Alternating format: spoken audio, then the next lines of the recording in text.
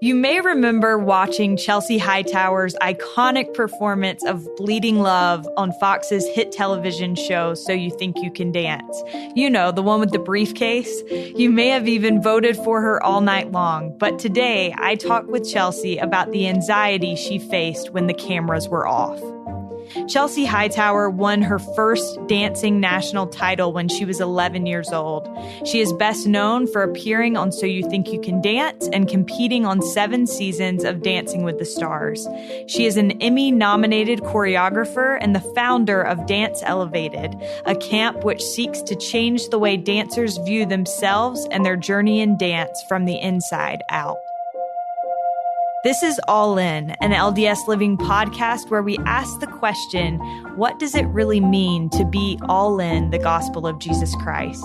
I'm Morgan Jones, and I am so grateful to have my friend Chelsie Hightower here with me today. Chelsie, welcome.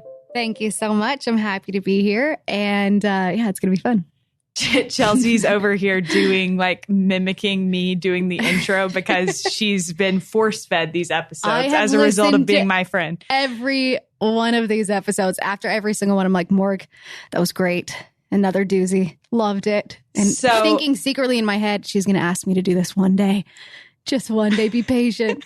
And here when I asked her, I was like thinking, this is Chelsie doing me like a solid by coming on this podcast. And she responds back and says, I've only waited my whole life for this.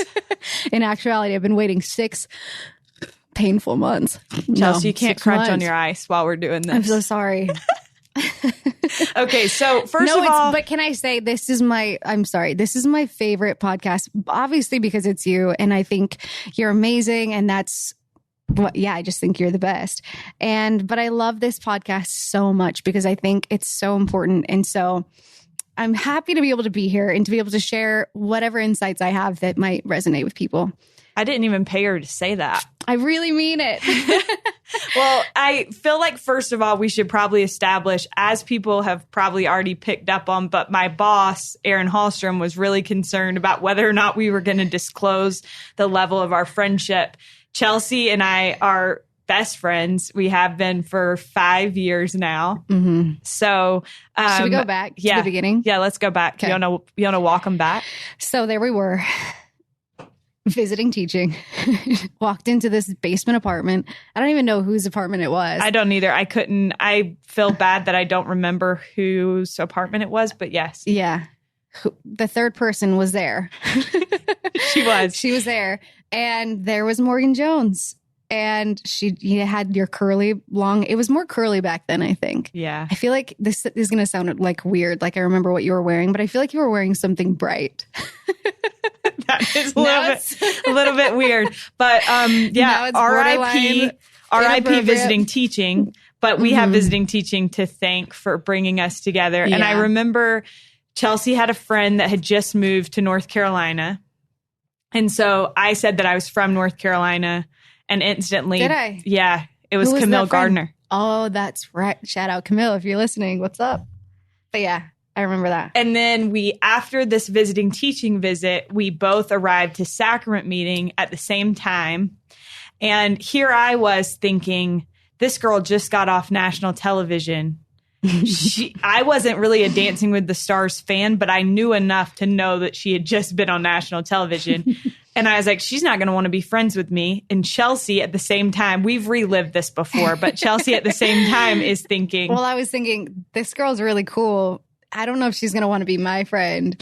And anyways, that could go back to we could break down the psychology behind that of but I do think there's a lesson to be learned there, right. Which is that a lot of times people want to be your friend and all it takes is being willing to take the first step, which in this situation, totally. Chelsie said, can I sit with you in sacrament meeting? And I was like, of course you can. And from then on. Then you came to my house that night. This is back when they also had ward prayer. Yeah. R.I.P. ward prayer. I think some people still have ward prayer. We just don't go to it. Oh, shoot. Okay. Crap. Now I just added myself. Back when I had hosted a ward prayer at my house, and then we just talked for 2 hours after that. And I remember thinking, it's so nice to find somebody who I feel like I can connect to on a real like gospel basis level. I remember thinking, wow, like here we are having a conversation about like scripture and a love for the Lord. And that was like so refreshing, I think, just because I think there's no better way to connect with people than to connect on a foundation of believing in Jesus Christ. Yeah. And the cool thing with our friendship has been that that's kind of been the foundation all along. And so Chelsie and I do have some things where we're the same, like our faith is very important to both of us, but we also have some things where we're pretty different. Yeah, pretty different, like scheduling things. Chelsea's always late. I'm always late. I'm always on time. Yeah. But it's good for me because it does help me to like think about, okay, I need to be more on time. Like I need to like, except for dinner the other night, I know I was 15 minutes late, but then there are other things really where I've learned a ton from Chelsie. And so I just am so excited for listeners to have the opportunity to get to know you today through this conversation, hopefully. So thank you. It's an honor to have this chance to introduce listeners of this podcast to the Chelsie Hightower. Oh, thank you. I am stoked. I'm actually really excited to be here because the gospel it's one of the things I'm most passionate about. It's a vulnerable place to be sometimes, but yeah. Perfect. I love it. So I'm excited. First of all, just before we kind of dive into a deeper conversation, I'd love for those who are listening that aren't familiar with your background and your story, and which I feel like is kind of, it's a very faith promoting story just because you can kind of see God's hand throughout it. Can you give people just a little bit of background on you, Chelsea? Where you came from, the kind of family you grew up in, and then kind of how you started to have these incredible opportunities, the kind that little girls all over the world dream about having. Yeah. So I was raised in a family of 5 older brothers. People often hear that and they think, oh my gosh, you must have been so protected. And it was just the opposite. They saw me as their punching bag, as their person to practice their tackles on in the hallway. Yeah, no, but it was great. And I love them now. So yeah, so I was raised in a family that very much preached the gospel. I found this out the other day. Chelsea's family was like the family that sang in church together on a regular basis. So that gives you a little bit of a visual. Yeah, that's right. Little Chelsie, the only girl with a bunch of boys. That's right. We sang Families Are Forever. Families can be together forever. And me and my brother just completely missed our whole line. While I'm in my early years. Just didn't come in. The rest of my family's like, what was that? Anyways, great story. So anyways, home life was good for the most part. And I think the gospel always makes things a lot better, but we definitely didn't always have the easiest of paths. And I think I saw from an early age this idea of a perfect family and what I thought was a perfect family, and have a complete paradigm shift in the experiences that we went through and the things that I found out and the things that we found out from a young age. So it definitely wasn't this perfect Mormon family. And I'm grateful because of that, because it taught me the reality of God, and it taught me the reality of his love for us and what that actually means, and how that sustained me throughout the rest of my teenage years and into my career. And that really gave me the foundation for who I wanted to be. And not just that, but my mom was a great example of the type of woman that I wanted to be. But those experiences really taught me about, God and the atonement and how you can be strengthened through all of that. Those experiences were not the typical LDS Mormon family experiences. And that was a little bit earth-shattering for me as a 12-year-old initially, and first finding certain things out. So then I started dance when I was about 9 years old at an elementary school in Utah, which is the only elementary school at the time to have a ballroom program. And the country. Yes, in the country. Did I say that? I don't think so. Yeah, in the country. Yeah. So it was pretty miraculous that we even ended up in these boundaries to be able to be in this specific school. And we ended up there because I really believe that my parents were prompted to go to this specific place, to this specific school. So I started dance at my elementary school, and I hated dancing previous to that. Like, despised it. Like, I remember crying before going to dance class and my mom forcing me to get in the van. I was just like, no, I can't do it. I hate it. But I was also really, really shy when I was young. And so I think that definitely played into it. And yeah, and I just had 5 older brothers. And so I just wanted to be a sports star in a sense, like my older brothers, not really a sports star, but I wanted to play sports, and I was a big tomboy. And so anyway, so fast forward, fell in love with dance. Several more opportunities were opened up for me. The place that I ended up attending, or when I first started jazz and ballet, was a studio that I ended up going to on a whim. I just had a friend that was going to dance auditions one day, and she was like, hey, come with me to dance auditions. And I was like, okay. Never had thought about it before in my whole entire life. At that time, my family really didn't have the type of money to be able to support that. But my mom let me do that. And then through that experience, I was able to train in some other styles. And then during that time, my mom forced me to stay in a BYU ballroom program, which I have nothing against BYU, but I just did not want to be doing ballroom at that time in my life because I just wanted to dance. And she forced me to keep my foot in the door. And she just said, I don't really fully understand why. You just need to. And I was like, fine. I guess I will. I did not want to at all. And then this family called BYU and they said, hey, we need a recommendation for a girl to come and to dance with our nephew, who we pay for all of his training for. And I remember thinking, his name is Keith Barton. Nice guy. Why is Keith Barton calling my mom? This is so weird. And they were pretty well known in Utah at the time because they were doing dance on a whole different level. We were all getting our dresses made by the neighbor down the street, and they were getting their dresses made in England and getting coaches from LA and New York.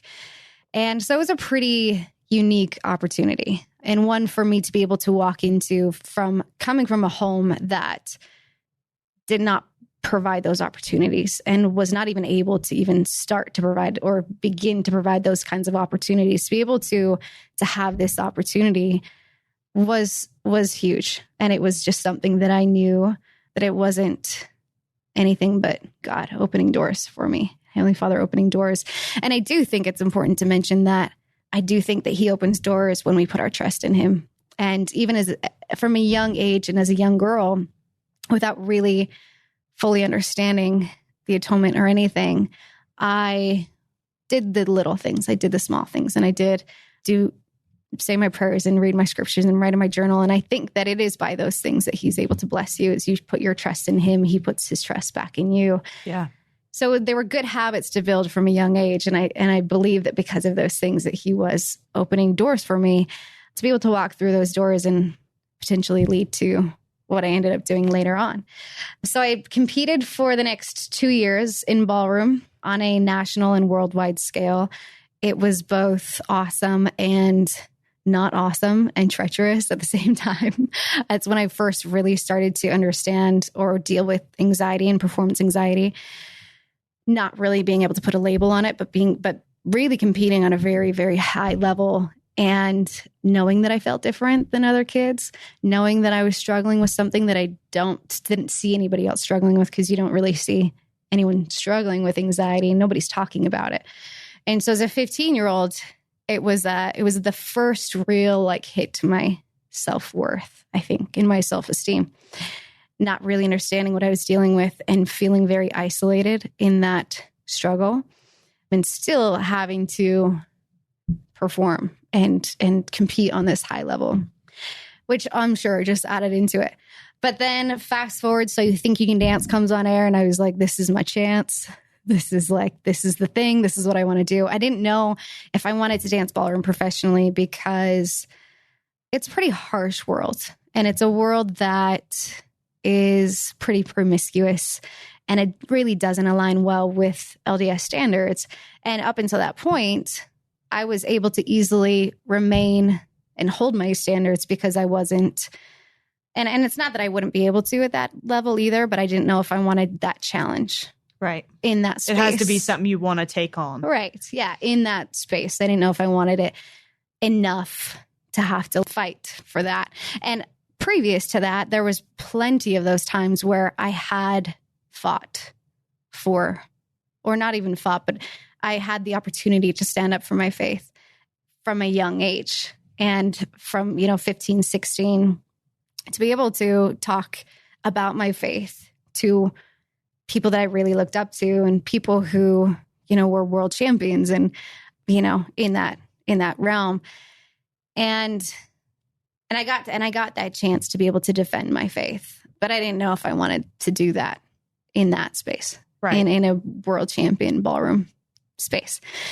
So You Think You Can Dance comes on air, and I'm thinking, this is definitely my jam. Like, this is what I want to do. I've done all of the other styles. This is fantastic. Like, I love the other styles. I want to do more of the other styles, and I get to go on as a ballroom dancer. It's perfect. In my heart of hearts, I felt like it was what all of those doors had been open to me for. Yeah. And I still believe that. I still look back and I think, yeah, like it makes sense. And I got the opportunity to be prepared. I feel like I was prepared for that experience. And then how much more do you want to know? Do you want me to keep going? Yeah, keep going. You already know. You're doing a great job telling it. So I went on to So You Think You Can Dance. And it was everything my heart dreamed of and more. I absolutely loved it. It was the best experience of my life. And I do think that so much of it was because of where my mindset was at, where my faith was at, how much I relied on Heavenly Father through every single step of that process. Like I had said previously, I'd had some major performance anxiety and issues with performance anxiety. And knowing that if I was going to be on So You Think, that I would have to learn how to overcome those things for that journey. And through the help of the Spirit and taking me kind of step by step, I was able to do that. I was able to go on to So You Think. And I felt like I had really overcome these major vulnerabilities that I'd had to be able to go on to that show and to be able to dance to my fullest. So I was stoked about that. Because you're like, I've beat it. Yes. I've conquered performance anxiety. Yeah. I've conquered anxiety in general. My confidence level was like at an all-time high because I was like, this is fantastic. I will never have to struggle with this ever again. This is so great. Anxiety, check. What else you got for me, life? Yeah. In my head. I'm ready for the next step, for the next hard thing. Like, bring it on. But then I moved out to LA. So I went through the tour for So You Think, moved out to LA. And pretty soon after that, I started feeling the anxiety coming back. And when you think you've overcome something and then it comes back, you just think you've lost. That's how I felt. I just felt like I had already lost. And I think that was a seed that was planted by the adversary to make me think that I would never have to deal with this again. Because look, I mean, logically, it's like, well, yeah, of course, like if your brain or whatever, your body chemistry is wired in that way, is it ever going to just going to be a one and done kind of thing? Well, there's always different circumstances in life, and you're always going to have to figure out how to handle that challenge in a different circumstance. And it could be the same exact challenge, but with different circumstances, you're going to have to learn how to conquer it again. Yeah. And I didn't understand that at the time. I thought, I've lost this battle with anxiety, And so I felt defeated immediately as soon as I started to feel it coming back. But I continued to move forward. But I think that there was a seed there that was like, I've already lost. And as much as I fight, I'm still going to lose eventually, which is a really terrifying thought. Yeah. You're just waiting for when I'm finally going to lose. Yeah. Right. And so that was like the beginning of the journey, of the real journey of the last 10 years of my life, in which I've learned so much more. But I think that through this secondary journey, I guess, or this journey in the last 10 years, I've learned a lot about what's real, what's realistic, what's not, and what it means to kind of break and be able to trust the journey that the Lord takes you on.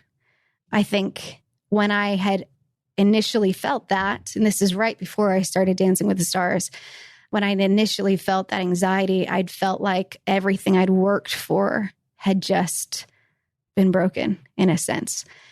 And so I felt like I'd ruined my plan in a way. Here was this perfect plan in my head that like God had all these things in store for you and you had messed it up. Right. Yeah. Which is really, really, really intense. Yeah. And I can understand how intense that is.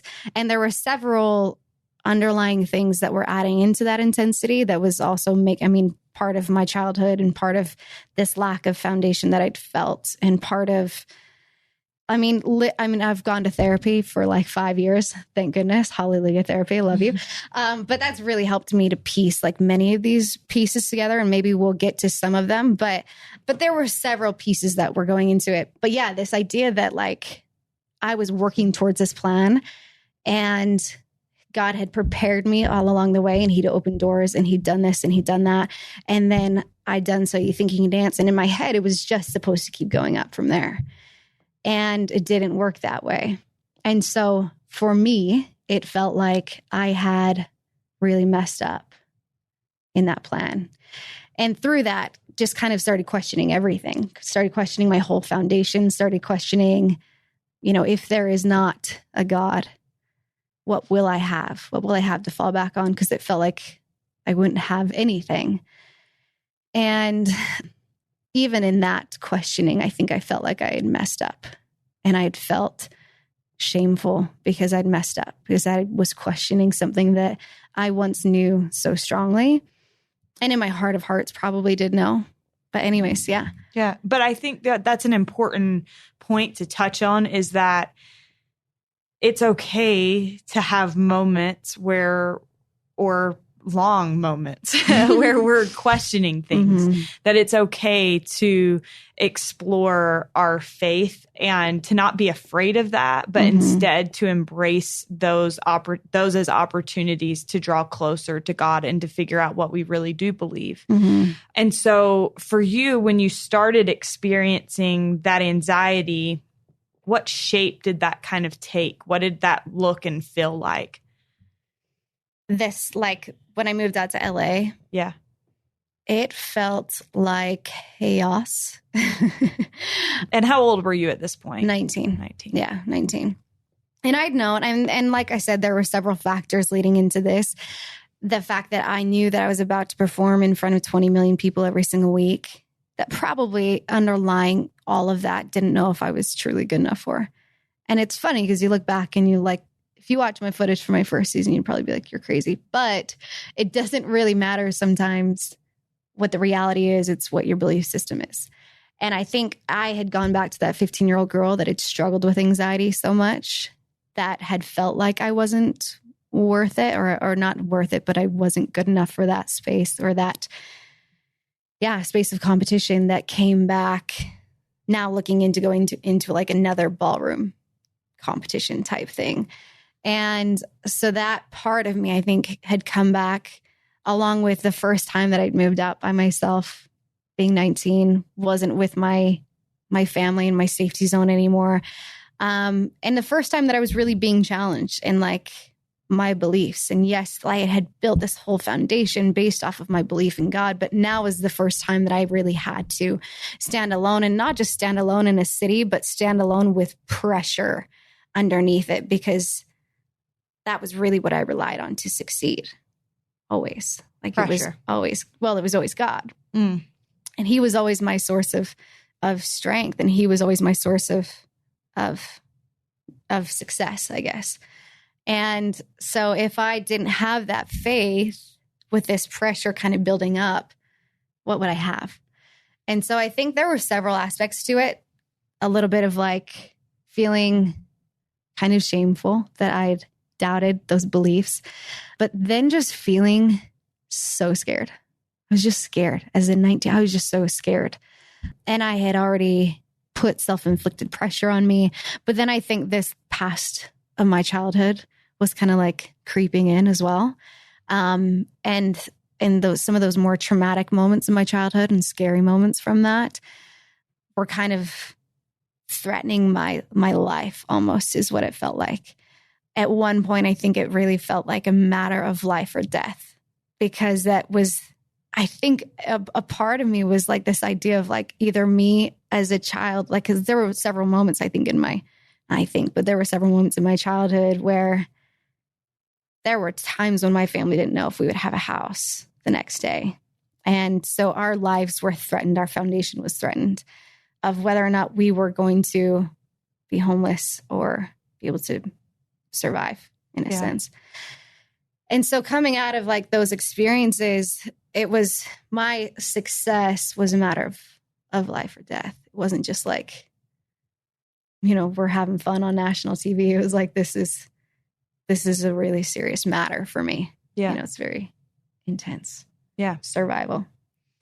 Well, and one part that I think is fascinating about your story, and every time that we talk about it, I'm reminded of how interesting this is. But you were on So You Think You Can Dance. Your whole goal was to like glorify God, right? To like give glory to him. And because of all of those experiences that I'd had, that when I didn't have a foundation at home, he was my foundation.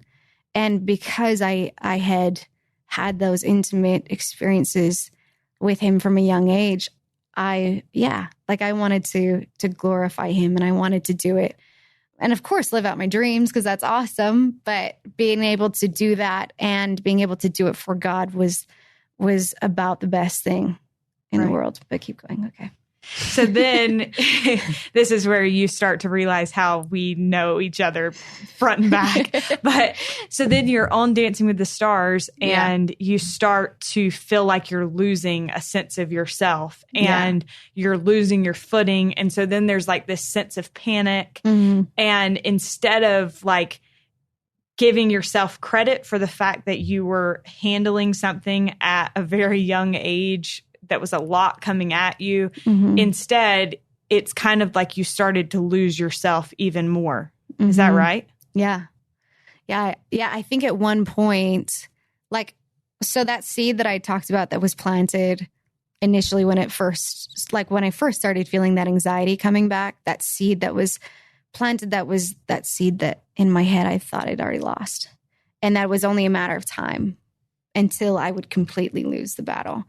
And I think sometimes you have to go through that, and you have to go through the whole spectrum of it to be able to get on the other side. Because if somebody had told me in the middle of that, like, that's not true, I wouldn't have been able to let that belief go, because I had built up so much on the other end.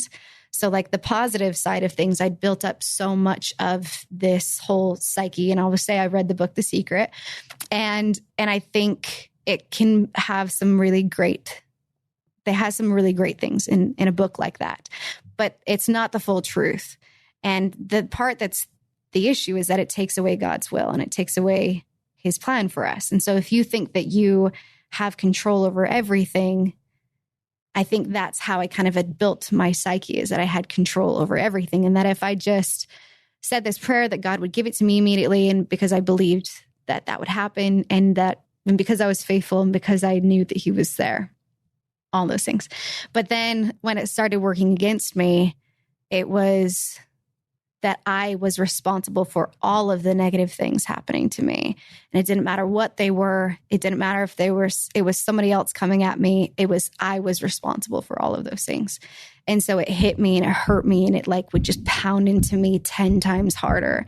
And so I think that's just one way that something like that can work against you. For me, it really didn't help in that situation where it was like this intense pressure. I needed the atonement, but I was also almost scared to even access the atonement, because I had this idea that I had to control everything, that I didn't want to lose. I didn't want to try and then fail, if that makes any sense at all. So I just kind of put my faith like in a glass cupboard just away. Yeah. Because I didn't want to tarnish. I didn't want to try and then fail and then be in a worse place. And I think anyone who's dealt with anxiety might understand how that feels.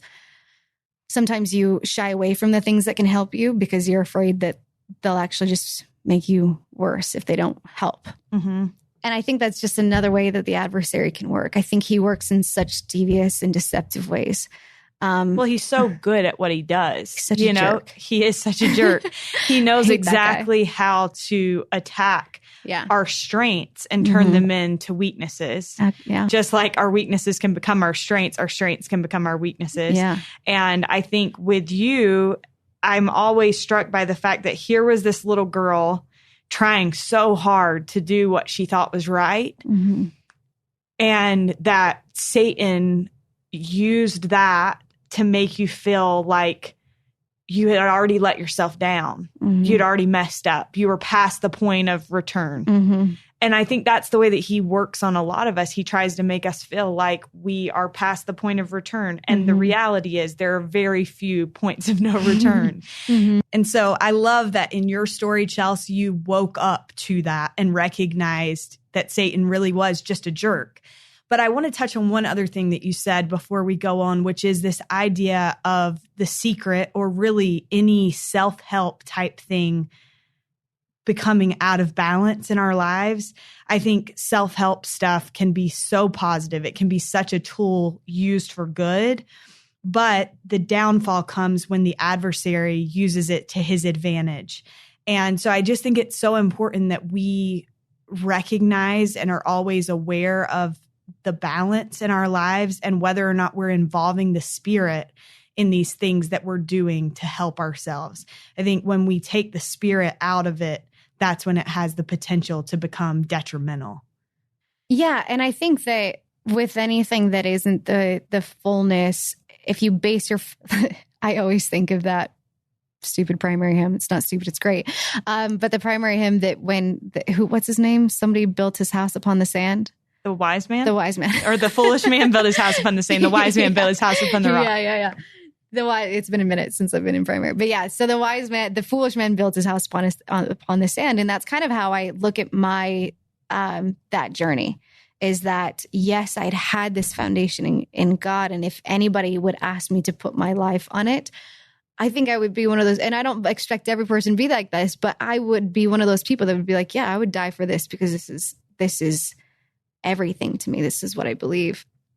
When it comes to God asking me to do things and I know it's God, it's like, okay, yeah, for sure. No brainer. Yeah. I'm in. Sign me up. That's not a problem. And I think that that's one of my strengths. But for me, when it came to understanding how to deal with my anxiety, that was the secret, was kind of where I turned to learn how to deal with that. And because of that, I think a lot of untruths were planted within my psyche. And I thought I couldn't let go of this because look at what I'd overcome with So You Think. And I look back and I'm like, well, it was the grace of God. It was the atonement. But I think the adversary can take that and go, no, that was the secret. Like, you can't let go of this. And so it started becoming this obsessive, can't doubt, can't fear. Then I'm fearing my fears and I'm fearing my doubts. And it's like this. And then I'm like, but I'm dancing on national television in front of 24 million people every week. And I can't be dealing with this. I can't be feeling this way. And so that only exacerbates. I can't even say it now either. Exacerbates the issue. Yeah. We can't speak. We cannot speak. So I think that when that seed was first planted, and then I had experienced what a panic attack feels like. And that was pure terror. Like, if anyone's experienced a panic attack, you know what I'm talking about when I say you feel like you're going to die. And I went into my roommate's room that night, and this was probably 3 weeks before Dancing with the Stars started.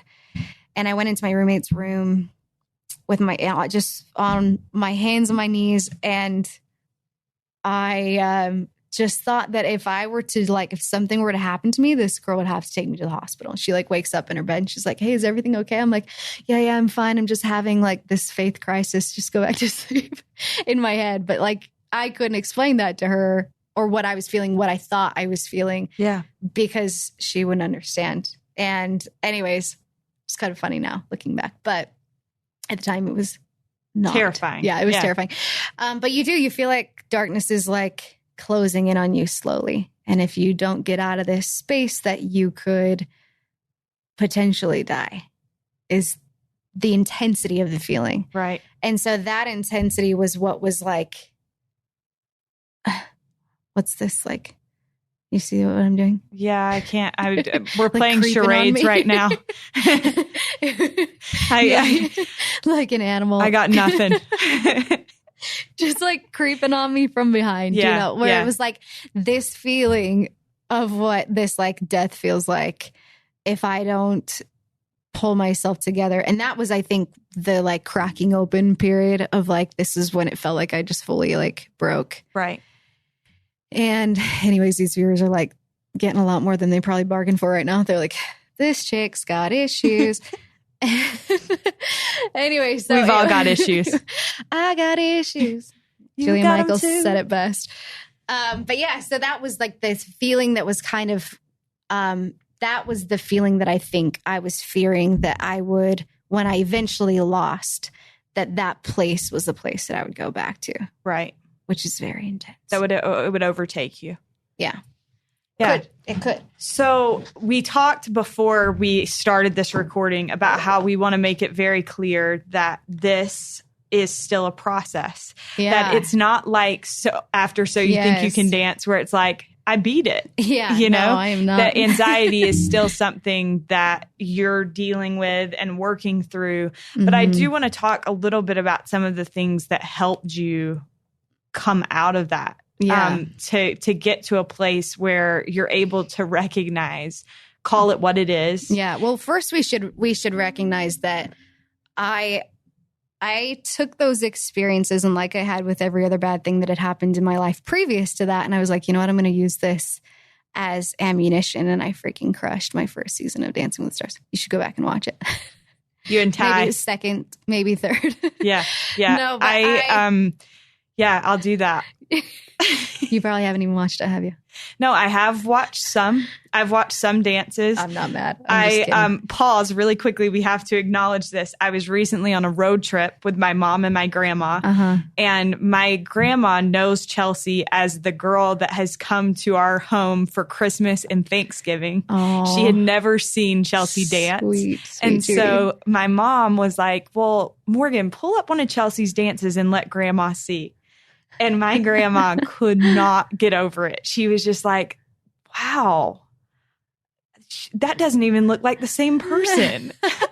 But like Chelsie, when she gets in her element, I do think that's important to acknowledge. Even when you're dealing with these things, that doesn't mean that you can't turn it on and turn it off and do your thing on national television and then go home at night and struggle with these things. Yeah. So when I think the first few seasons, I had very much honed into all of the tools that had helped me in what makes a great performer, which is letting go of the uncontrollables and being able to release the pressure and being able to just focus all of your energy on, only the things that you really can control. And again, because it was a matter of life or death, I did it really, really well. And dancing like your life depended on it. Because it literally in my head at the time it was. And so it's not that those strengths were lost on me. It was just that there was this thing that was haunting me a little bit that I would at some point need to address. And so, yeah, I mean, I really enjoyed much of my first 3 seasons on the show. And I feel like I felt God in my life a lot. And I was able to rely on the strength of the Spirit. I think the biggest thing when I look back on my journey, and I'll go back to your question, is that, and it's kind of what I said initially, but it's that your life rarely ever goes as planned. I never saw myself on the national stage feeling those feelings. And I think just like I was always the type, and I am the type of person that I think will always figure it out. And so to feel like I was in a place where I couldn't figure it out was the first time in my life where I felt like I like could not control what was happening in my life. And so that was the first, I think that's been my own, like, I don't know, my own cross to bear. Yeah. My own battle. For sure. But yeah. And your question, let's go back. Yeah. I was like, are we going to come back to that, or do you want me to ask it again? This is about to get really awkward. So I just, for the next, and like there were a lot of really great moments. And yes, I was dealing with this thing that was so unique and so different that I think that was part of the hard part, is that I felt very isolated in that kind of struggle, and then what I was dealing with and the different elements. And I think anyone can feel that way if you feel like you're dealing with something that nobody else can really relate to. That isolation can make that thing that much harder and scarier. And then it got to a point where I felt like because I would stop at nothing to make sure that I had accomplished what I wanted to accomplish. And I think that is another strength of mine, is that I will do things the right way. And I don't want to leave anything feeling like I could have done something more. And so whatever I had to do to fight through those feelings and to put those feelings aside or use those feelings as motivation, I would do that until I reached that place that I felt like I was trying to get to. And so it was my third season of the show. I was nominated for an Emmy along with Derek Cuff on a piece we co-choreographed together. And I remember just feeling elated, and I'd felt like I'd gotten to that point where I'd accomplished and proved the things that I was trying to prove to myself and maybe to those around me. And I just felt so tired. I felt tired of feeling like I was pushing and pushing and pushing, and I didn't even know what I was pushing for, and what I was trying not to let this feeling come back. So I'd gotten to that point, and I was just tired. And I felt like for the next 2 years, I'd continued to dance on that show without really, with no real fuel, in a sense. Like I felt like I was kind of like this train that was moving forward because it was a lot of work, and you're having to push through a lot of pressure, and you're having to push through a lot of things. But like I didn't have the coal that was like driving me. Like it was just like going forward on an empty thing. Running on empty. Because I wouldn't give up.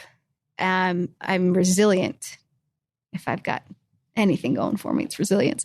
I wouldn't give up no matter what space I was in. And I think that's what brought me to this next point, is when I was in New York. And at this point in my life, I had really lost, because I'd felt like I was just in this space where I felt like I'd lost touch with the spirit and the things that really made me who I was at my core, and the things that lost touch with my just like God. Yourself. Myself. And God. Yeah. Yeah. All those things.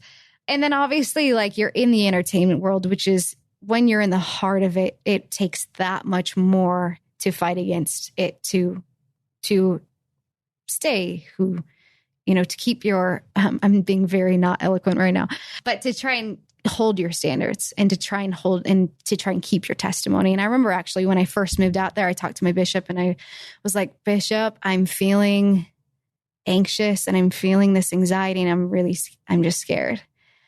And I remember him saying to me at the time that it takes a really strong person to go into the entertainment world and come out the other end a stronger person. And in my head, I was like, that's me. Like I believed I had that type of strength. And so to be in this place where I had lost touch with that was devastating on many levels. And it felt like I lost touch with, who I was. And you felt like you had let yourself down. In big ways. Totally. So I was in a congregation in New York City and heard this man give this beautiful testimony about his conversion story. And I remember feeling the Spirit for the first time in so long. And that was so sad to me, that I hadn't felt that way in so long. and I think that happens sometimes when we get off the path, that we don't even know quite how we get there until we're at the bottom of it, looking up and thinking, how in the heck did I get here? You know, it just happens steadily and over time. And it wasn't that I was doing bad things. Like, it wasn't that I was like out, you know, I think I was still doing all the actions and I was still trying to live my life in accordance to the gospel standards, but I wasn't thriving by any means. And I didn't even feel the Spirit rarely at all in my life, because it was so consumed by so many other worries and priorities and other things that had taken my attention. And all of this just like muck that I already have talked about and explained. But I was devastated in that moment. And I remember crying, kind of an empty cry. It was just like this, like tears falling down my face and still feeling the same way, but knowing that I needed a change, and knowing that something had to give at some point, because I could not continue to live the way that I was living. And in that just state of like, just in that state. And so I didn't know what it was going to take, but I prayed to Heavenly Father that if it was the career that He needed to take away from me, that He just needed to do it, because I didn't have the strength to walk away at that point. Because how can you walk away from an opportunity like that by yourself? And when my faith was already struggling so much, I just needed Him to take it from me. And I was very clear about that. It's just like, I just need you to take this if that's what this is going to take. And I cried some more after I said that. And I had two friends sitting next to me. I don't even know if they realized that I was, but it was after that started the path to get me out of that place. So I wasn't on the show the next season. Soon after that, I had met somebody that had inspired me to move home. It was a guy that I dated him for a few years, met Morgan Jones. That's a really important part of this timeline. Yeah, it is. Psych, it really is. Served in the Relief Society presidency. And it was just all of these little steps. And I think when I had felt so tarnished, or my faith and my spirituality was so affected by all of these things, that these just little things where I felt like the Lord was showing that He still trusted me meant so much to me. Like, it was like something as little as like you asking me to be in your Relief Society presidency. Like, that meant so much to me, because I had wanted to just know that He still trusted me, or I needed to know that He still trusted me and that He was still there. So it was just a bunch of little things that I could continue to speak on that continued to help me along this process. So listening to all of that, it's interesting, because they're all things that I've heard before, but there were different parts of the story that stood out to me more this time. Yeah. And one part was the conversation that you had with your bishop. Mm-hmm. And I got like full body chills just because I was thinking about it. And I'm like, sometimes I think we get caught up in like the short term of things. And we're like, okay, well, in this moment, I failed. Mm-hmm. But now looking at it, it's like you actually were that person. You know, you went to that place and you did come out on the other side. And maybe it took a little bit longer. Maybe it took a little bit of a detour. But I think that's the way that life works, and the way that God works in our lives, is that oftentimes it doesn't look exactly like we imagine that it would look. But we do make it out. And that is through the grace of God and through the grace of Jesus Christ. And so before I get to the last question, Chelsea, I just wondered, what have you learned about God and about God's love from this experience that you've described? That it's so much different than I thought it was. Growing up in the church and in Utah, I think you think that you earn His love by being righteous all the time, and by being that picture perfect Molly Mormon. It's not that I had that perfect family. I mean, if I went into my home life, that would be a whole different podcast. But I think in my head, it was like, well, I can't control somebody else's agency, but I can continue to be faithful always. I just think I never saw myself struggling with faith because it always was a strength of mine. And so to be battling and struggling with something that is your strength was a really hard pill for me to swallow and wrap my head around.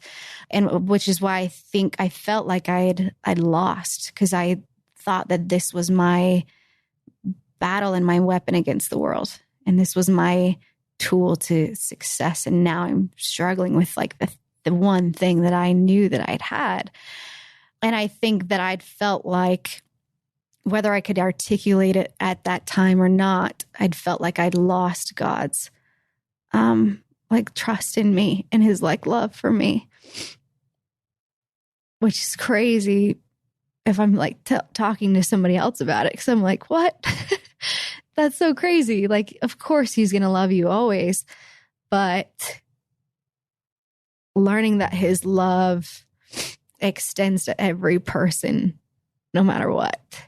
And no matter what they do, no matter what they say or the bad decisions they make, that love is endless, and that love will never fade. And so I think I learned, that his love is far different than I thought it was, in a very real sense of it doesn't matter how many times you've messed up or how, far you fall. That love is always there. Thank you. Yeah. Last question for you. Yeah. And this question is coming. I love this question. What does it mean to you, Chelsie, to be all in the gospel of Jesus Christ? I've obviously heard you ask this question on this podcast before because I'm your biggest fan, of course. And I've always thought that my answer would be different than what I feel it is now. And I feel like for me, what it means to be all in is to just hang on, is to stay in the boat. There's a really good talk about this, but that there might be times in your life, like 20-year-old me who felt like, or 19 or 18-year-old me who felt like I was crushing it in my faith, and who felt like putting the Lord first was easy and it was effortless. And how could I ever live my life in another way? But then there's going to be times in our lives where I think it's just going to take everything within us to just hold on. And I think it's just that commitment to holding on when things are hard. I feel like I'm like bearing my testimony right now, crying. But I think it's just it's just holding on no matter what you're going through or experiencing. It's just staying. Thank you. Yeah. Chelsie, it has been a delight to have you. So many tears. I'm over here crying too. That's what people can't see. This happens every time. Yeah. Well, it's what happens when you're interviewing with your best friend. Things just get real vulnerable. I just am so grateful to you. Thank you. Thank you for your example that a lot of people haven't had the opportunity to see on the level that I've seen it, but I am appreciative, and I hope that people got a small taste of just how wonderful you are. So thank you. Right back to you, Sister Jones. We are so grateful to Chelsie Hightower for sharing her story and experiences on this week's episode. For full transcripts of each podcast episode, plus related links and resources, visit www.ldsliving.com/allin. Thank you so much for your continued support and for all the love you've shown us. We'll be back with you again next week.